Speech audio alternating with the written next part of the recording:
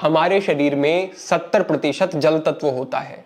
जल तत्व की इस प्रधानता के कारण ये हमें अत्यधिक प्रभावित करता है। अगर आप जल के संपर्क में जाते हैं, स्नान करते हैं, नदी झरने में जाते हैं तो कुछ ही देर बाद आपको ऊर्जावान अनुभव होता है। साथ ही साथ हमारे स्वास्थ्य सिद्धांत भी कहते हैं कि अगर आप आहार ऐसा लेते हैं जिसमें 70% एल्कलाइन चीजें हैं जो आपने पकाई नहीं है, जिसमें जल की प्रधानता है, तो ये आपके लिए बहुत अच्छा है। केवल 30% ही आप ऐसी चीजें लें जो आपने पकाई है जिसमें एसिडिक प्रभाव ज्यादा है। तो आप समझें कि अगर जल का संतुलन बना लिया तो आप अनेक बीमारियों से बच सकते हैं। आज हम इसी विषय पर बात कर रहे हैं। यहां पर हमारे 2 बिंदु होंगे। पहला बिंदु होगा कि आपको कैसा जल पीना चाहिए। दूसरा बिंदु होगा कि किस प्रकार से आपको जल पीना चाहिए।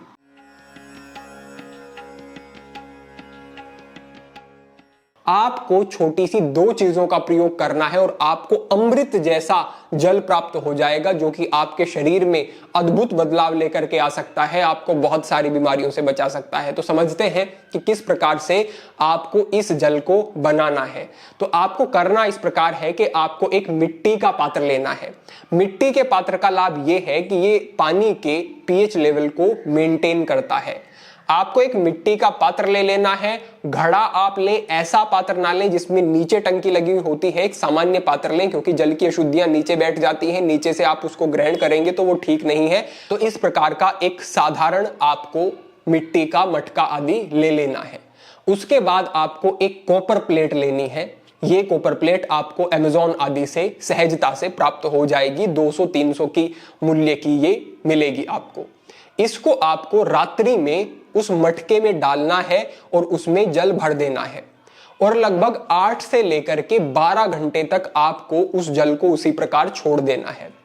तो जो मिट्टी का प्रभाव होगा वो भी उस जल में रहेगा। दूसरा, जो ये आपने कॉपर प्लेट उस जल में डाली है, उस जल की सारी अशुद्धियों को ये खींच लेगी और उस जल में इस कॉपर के प्रभाव भी चले जाएंगे, जिसके कारण वो पानी स्ट्रक्चर्ड वाटर बन जाता है और आपके लिए वो बहुत ही उपयोगी हो जाता है, हितकर हो जाता है।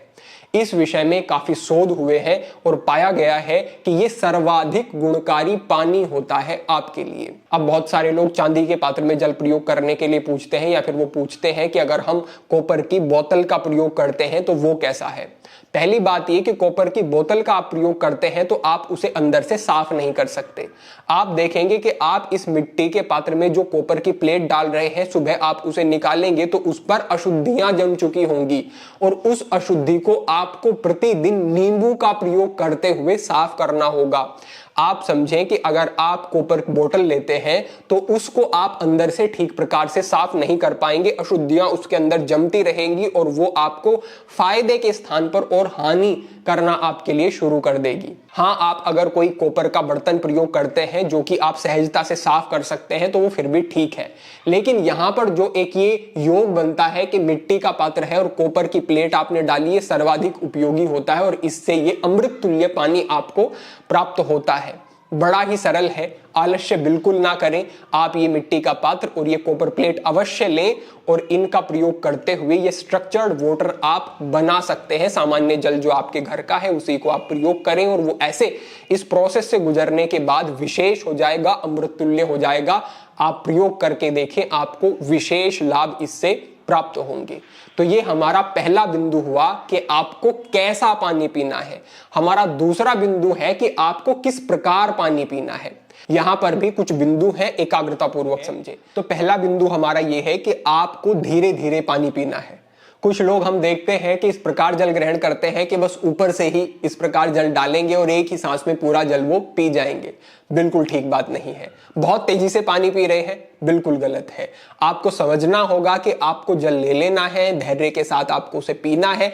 कैसे पीना है, कैसे बैठ के पीना है, वो हम आगे बात करेंगे। आपको धैर्य से एक घूंट जल की ग्रहण करनी है और उसको मुंह के अंदर फिर संचालन करना है। जैसे ही आपके मुंह के अंदर कोई पदार्थ जाता है तो आपके सलाइवरी ग्लैंड जो है वो एक्टिव हो जाते हैं, जिनके एक्टिव होने से सलाइवा बनता है और आपके जल के साथ वो मिलता है। जब ये जल के साथ आपका सलाइवा लार मिलती है तो ये क्षारीय हो जाता है, आपके शरीर में जाता है। तो जो शरीर में बढ़ा हुआ अम्ल का प्रभाव है, एसिडिक इफेक्ट बढ़ा हुआ है, उसको ये क्षारीय करता है, एल्कलाइन करता है और आपके पूरे शरीर पर एक एक कोशिका पर इसका बहुत सुंदर प्रभाव होता है। तो भले ही आपको लगे कि कुछ समय लग रहा है, लेकिन आपको समझना है कि ये मेरे स्वास्थ्य के लिए उपयोगी है। इस प्रकार से आपको जल ग्रहण करना है। दूसरे स्थान पर आप समझें कि आपको खड़े होकर पानी नहीं पीना है। खड़े होकर पानी पीते हैं तो किडनी के ऊपर दबाव पड़ता है, जिससे उसकी फंक्शनिंग बिगड़ती है और जॉइंट पेन की समस्या भी बढ़नी शुरू हो जाती है। आगे बढ़ते हुए समझें कि अगर आप ठंडा पानी पीते हैं तो क्या ये ठीक है आपके लिए? तो ये बिल्कुल ठीक नहीं है। इससे कफ बढ़ता है, वात पित्त कफ जो 3 दोष होते हैं इनमें असंतुलन आता है। और अगर आप भोजन करने के बाद ठंडा पानी पी लेते हैं तो उससे होगा ये कि आपके पेट में जाते ही पेट के आसपास की रक्त वाहिकाओं को वो पानी जो है वो सिकोड़ देता है, जिससे कि रक्त का जो प्रवाह है वो आपके पेट की तरफ, पाचन की तरफ ठीक प्रकार से नहीं हो पाता, जिसके कारण आपका पाचन भी दुरुस्त नहीं रहता, भोजन ठीक से पच नहीं पाता है, आपको मंदाग्नि की समस्या होती है, जठराग्नि आपकी मंद हो जाती है और भोजन पेट में सड़ना शुरू हो जाता है। तो भोजन के बाद या फिर भोजन से कुछ समय पहले भी आपको ठंडा पानी नहीं पीना है। अब आप समझें कि भोजन से कितनी देर पहले पानी पी सकते हैं? तो लगभग 40 मिनट पहले पानी पी सकते हैं और लगभग 1-1.5 घंटे बाद आप थोड़ी मात्रा में जल ग्रहण कर सकते हैं। भोजन के बीच में कुछ घूंट पानी पिया जा सकता है, अधिक पानी नहीं पिया जा सकता। तो इस प्रकार से आपको समझना है कि भोजन से पहले या फिर भोजन के तुरंत बाद पानी नहीं पीना है और ठंडे पानी का पहले भी, बाद में भी, मध्य में भी बिल्कुल प्रयोग नहीं करना है। ये नियम ध्यान रखते हैं, इससे भी आपको अच्छे फायदे होंगे। आगे बढ़ते हैं और समझते हैं कि किस प्रकार से बैठ के आप पानी पी सकते हैं। तो आप टहल रहे हैं, कोई कार्य कर रहे हैं, तो आपको सहज ही एक अवस्था में आना है और पानी पीना है। समझे आपके इस प्रकार से आपको बैठना है और इस प्रकार से बैठने से जो आपकी इंटेस्टाइन की एक स्थिति बनती है वो भी बहुत रिलैक्स होती है। इस तरीके से बैठने से आपका शरीर पूरी तरह से पानी को एब्जॉर्ब करता है और जो किसी को मल निष्कासन की प्रणाली में गड़बड़ी होती है, यानी कि कॉन्स्टिपेशन होता है, शरीर ठीक प्रकार से साफ नहीं होता है, तो उसके लिए भी ये उपयोगी स्थिति होती है। इस स्थिति को लगभग आप समझे जिस प्रकार से आप मलासन की स्थिति में आते हैं, जो मल निष्कासन के लिए बहुत ही अच्छा एक अभ्यास होता है, वैसी कुछ स्थिति है। तो इस प्रकार से आपको बैठना है और जल ग्रहण करना है।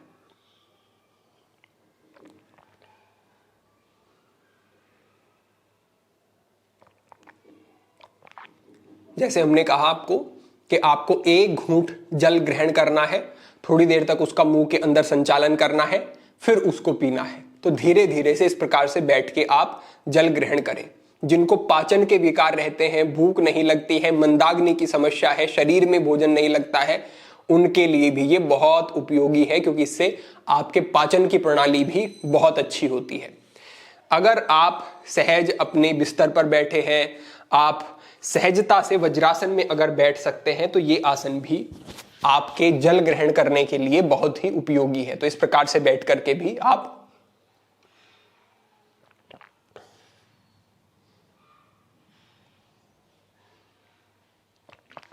जल ग्रहण कर सकते हैं। तो आपको, अगर आप कोई कार्य कर रहे हैं तो सहजता से वहीं पे आप जिस प्रकार हमने पहले बताया वैसे बैठे।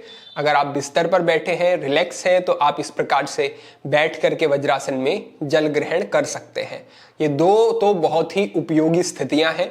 हाँ, अगर आप सुखासन में बैठे हैं तो वो भी बुरा नहीं है, सुखासन में बैठ करके भी आप जल ग्रहण कर सकते हैं। लेकिन जो ये 2 स्थितियां हैं, पहली और दूसरी हमने वज्रासन का अभ्यास बताया, ये तो बहुत ही उपयोगी है आपके लिए। या फिर सामान्यतः बैठ के भी जल ग्रहण कर रहे हैं तो सुखासन में बैठ के भी आप धीरे धीरे